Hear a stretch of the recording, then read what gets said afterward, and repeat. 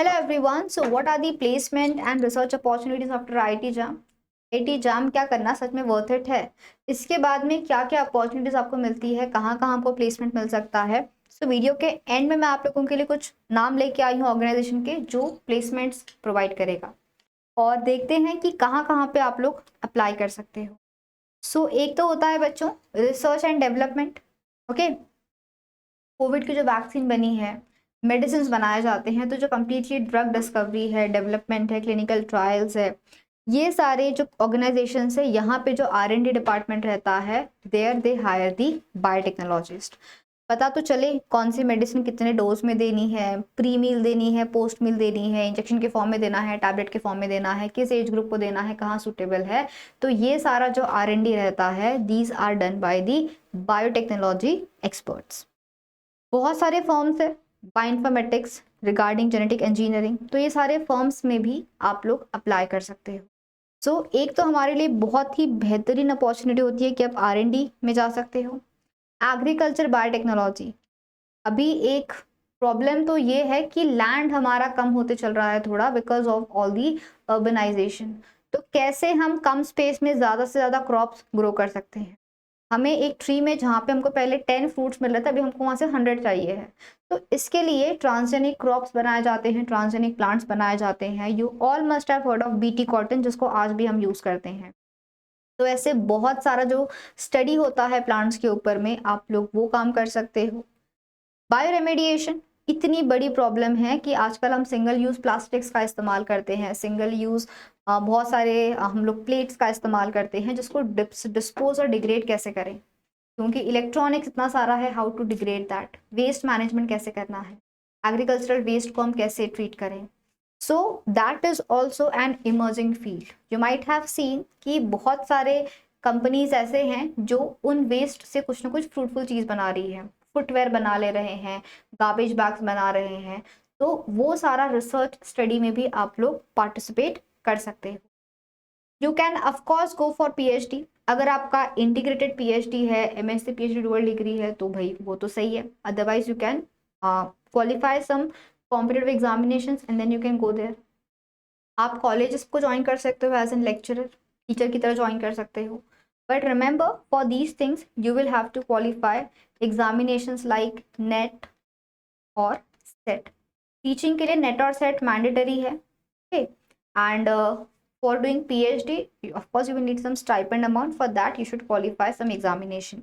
CSIR net है, ICMR है, DBT है, बार्क है, ICAR होता है, गेट एग्जाम है। तो इनके थ्रू आपको एक फेलोशिप अमाउंट भी मिलती है, तो आप वहाँ पे भी जा सकते हो। Health care and the clinical research, so you can join any clinical research organisation. आप क्लिनिकल ट्रायल्स मैनेज कर सकते हो। अगर एक वैक्सीन डेवलप करना है हमारी कंट्री को, तो बहुत सारी चीज़ें मैनेज करनी होती है कि किस एज ग्रुप को देना है, फर्स्ट बैच, सेकंड बैच। तो सारा जो डेटा देखा जाता है, बहुत बार आउटसोर्सिंग करवाते हैं ये सारी चीज़ें। तो ये ऑर्गेनाइजेशंस भी होते हैं, आप इनके बारे में भी देख सकते हो। पैथोलॉजिकल लैब, डायग्नोस्टिक लैब से रैपिड टेस्टिंग के आजकल इतने सारे मेथड्स आ रहे हैं। हमको रिजल्ट पहले जो हमको रिजल्ट 2 दिन में मिलता था, अभी हमको रिजल्ट 8 घंटे में वगैरह भी मिल सकता है। तो डायग्नोस्टिक लैब्स का आप काम कर सकते हो।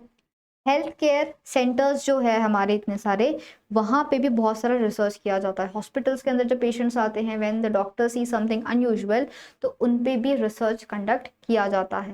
कैंसर के लिए आज भी हम कुछ ना कुछ ड्रग, कुछ ना कुछ ट्रीटमेंट ढूंढ रहे हैं। Like people are dying at the age of 20-25 due to cancer, क्योंकि हम उसके लिए अब तक ड्रग नहीं बना पाए हैं। तो ये सारी जो डिस्कवरी है, सारी जो स्टडीज़ है, इन्वेंशन है, सारा हॉस्पिटल्स में किया जाता है, हेल्थ केयर सेंटर्स में किया जाता है। तो आप लोगों के लिए प्लेसमेंट अपॉर्चुनिटी इन इंडस्ट्रीज में भी हो सकती है। अपार्ट फ्रॉम दैट, जो भी इंडस्ट्रीज है बच्चों, जहाँ पे प्रोडक्ट मैन्युफैक्चर होता है, quality control, quality assurance check किया जाता है, पूरी की पूरी process development.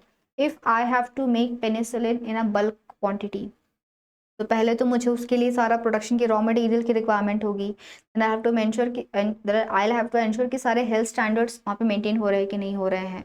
My drug should be legalised ना, FDA का अप्रूवल मिलना चाहिए हर चीज़ को, हर फूड को, हर ड्रग्स को।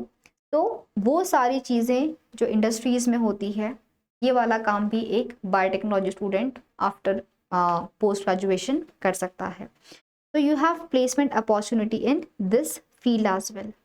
उसके अलावा जितने भी हमारे ये रेगुलेटरी एंड गवर्नमेंट बॉडीज़ है, जैसे कि CDSCO है, FDA है, जो भी पॉलिसी मेकिंग करते हैं, यहाँ पे भी रिक्वायरमेंट होती है, because they have to maintain certain health standards. तो उनको पता होना चाहिए कि भाई क्या अवेलेबल है क्या नहीं है। जो भी हमारे गवर्नमेंट और रेगुलेटरी बॉडीज़ हो रहती है, वहाँ पे भी they need the experts of biotechnology. तो आपके लिए एक प्लेसमेंट अपॉर्चुनिटी ये बॉडीज़ भी हो सकती है। Then of course patenting is a big thing. If I have isolated a new bacteria, मैं उसको मेरे नाम से रखना चाहती हूँ, तो मैं वो काम डेफिनेटली कर सकती हूँ, बट मुझे उसके लिए सारी पूरी प्रोसेस करनी पड़ेगी। पेटेंटिंग है, तो इनके पेटेंट करने के लिए बहुत सारे एग्जामिनर्स होते हैं जो इस चीज़ को कंफर्म करते हैं। व्हाट इफ़ मेरा बैक्टीरिया किसी और ने अपने नाम से पेटेंट करा लिया, तो भाई मैं तो फिर लॉ तक पहुंचूंगी, मैं लॉ फॉर्म्स तक जाऊंगी, तो वहाँ पे भी रिक्वायरमेंट होती है। तो प्लेसमेंट अपॉर्चुनिटीज आप लोगों के लिए इस इंडस्ट्री में भी आप लोगों को मिल सकती है।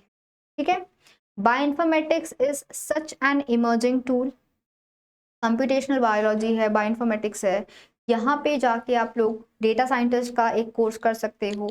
एनालिस्ट होते हैं यहाँ पे, IT कंपनीज होती है जहाँ पे सारा डेटा प्रोसेसिंग वगैरह किया जाता है।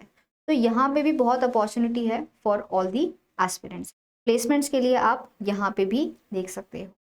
लास्टली द जर्नलिज्म, जैसे आप अपना रिसर्च पेपर पब्लिश करते हो, there is a whole company, जैसे कि एक स्प्रिंजर, आप सबने सुना होगा स्प्रिंगर नेचर जो होता है, स्प्रिंजर नेचर है, ऐसे बहुत सारे ऑर्गेनाइजेशंस है, आप जर्नल्स के नाम पढ़ते हो, तो उनका काम क्या होता है, मैन्युस्क्रिप्ट सर्विसेज होती है उनके पास, वहाँ पे भी वो हायर करते हैं बायोटेक्नोलॉजी और बायोलॉजी बैकग्राउंड एस्पिरेंट्स को। तो इन ऑर्गेनाइजेशंस में जाके फिर आपको पेपर रिव्यू करना है, राइटिंग करनी है, जो जर्नल एडिटिंग है, वो सारा काम आपको करना पड़ेगा। तो ये कुछ बहुत इंपॉर्टेंट अपॉर्चुनिटीज़ है, and these are the companies जो हायर करती है। Okay, these are the companies, Biocon है, रेडी लैबोरेटरीज है, सीरम इंस्टीट्यूट्स है, भारत बायोटेक है। तो ऐसे बहुत सारे इंस्टीट्यूट्स है जहाँ पे आपको प्लेसमेंट की अपॉर्चुनिटीज़ मिल सकती है। ठीक है, these are some more institutes, NII, CCMB है, आइजर है, सिंजेंटा है। ओके, सो बहुत सारे इंस्टीट्यूट्स है हमारे आसपास अवेलेबल है, बस आपको थोड़ी सी इंक्वायरी करनी होगी and choose that college which will provide you placements in these places. Placements देखना बहुत इंपॉर्टेंट है, because ultimately you all are doing masters, आप सारा इतना हार्डवर्क कर रहे हो ताकि आपको एक अच्छी जॉब मिल सके। So look for the colleges जहाँ पे आपको बेस्ट प्लेसमेंट अपॉर्चुनिटी मिल सके। बट वो प्लेसमेंट तक पहुंचने के लिए आपको पहले IIT या फिर एक बेस्ट इंस्टीट्यूट में एडमिशन भी लेना पड़ेगा। For that you will have to qualify exams like IIT JAM और CAT भी। So for all those aspirants we are starting a new batch जो स्टार्ट होने वाले 29 जुलाई से। तो आप इस बैच में एनरोल कर सकते हो और अपनी पूरी प्रिपरेशन यहाँ से कर सकते हो, and you can go to the best college. Most free content is available in the application, तो जाके आप इसका भी फायदा उठाएं, जाके देखें क्या क्या है, और अपनी प्रिपरेशन यहाँ से भी कर सकते हो और अपने आप को बहुत जल्दी यहाँ पे देख सकते हो। See you all soon, have a great day and very happy learning.